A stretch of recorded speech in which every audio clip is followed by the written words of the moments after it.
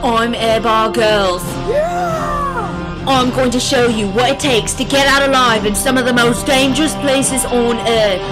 I've got to make it through a day of challenges in the sorts of places you wouldn't last 2 minutes in without the right survival skills. Now, I'm at the University of California, Berkeley, one of the most popular college campuses in Berkeley. I'm going to have to push myself to the limit to show you how to stay alive.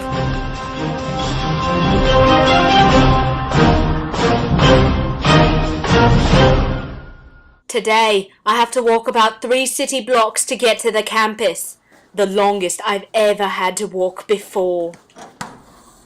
As soon as I've left my apartment, it's clear that I'm in the heart of the urban jungle. Let's do this. I've only been running about 3 seconds and I'm already dying of thirst. Dying of thirst can kill you, which is why you must make finding water your first priority. I learned this technique by studying the local people in and around the area. Water is often called the elixir of life because it is a key component of staying alive. Spare change? It doesn't seem like my sign is working. Or that the people don't have the courage to read it because they think I'll try to hurt them in some way. It's time to find another source of water. It can be difficult to find a clean source of water in these areas. But if you know where to look, it's easy to find. Navigating through this area might be a little bit difficult. But if you're a survival expert like me, I can hear it. Then finding water is an easy task. This store was actually placed here as a demonstration for finding water. Now that I've found some nice water, I must perform an ancient ritual in order to gain the right to consume it. Although it may seem like a daunting task, with enough hard work, your patience will be rewarded. Now that I'm properly hydrated, I can explore this unrelenting terrain. The first thing you've got to be careful of on the campus is the people who hand out flyers.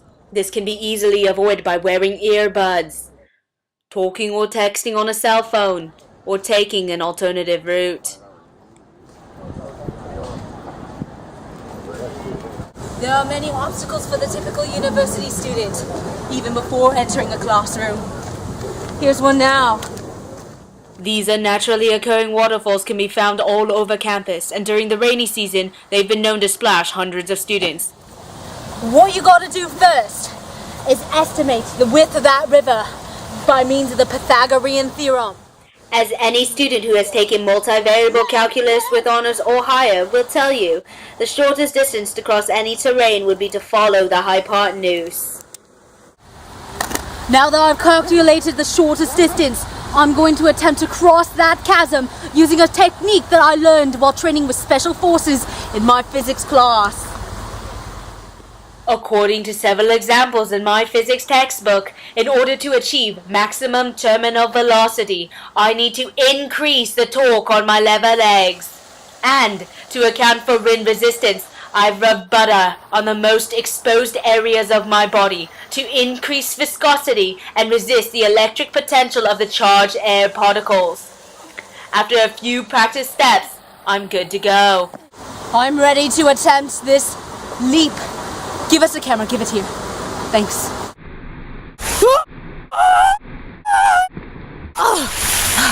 Okay, come on over. Be careful, it's slippy, Okay, cool. Your best chance of finding civilization is to follow this river, because as you know, water is the elixir of life. And where you find water, you find life. I'm just walking around here climbing up this hill when I noticed this on a piece of pipe. Woman gets around. They knew I was coming.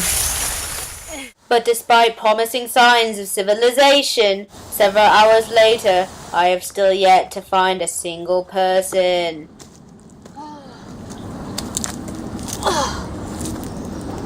This isn't working. I need to get to a higher vantage point. And my crew tells me that there is a small structure nearby. I'm too lazy to try to climb the wall, so I'm using the elevator. But on the way in, I've cut myself. Luckily, there's some dirt. You can use dirt as a diuretic to cleanse the wound. But before I knew it, I was at the top. Wow. There are just some times when you've got to slow down, take in the beauty all around you, and really appreciate how insignificant you are in the grand scheme of life. But now is not one of those times.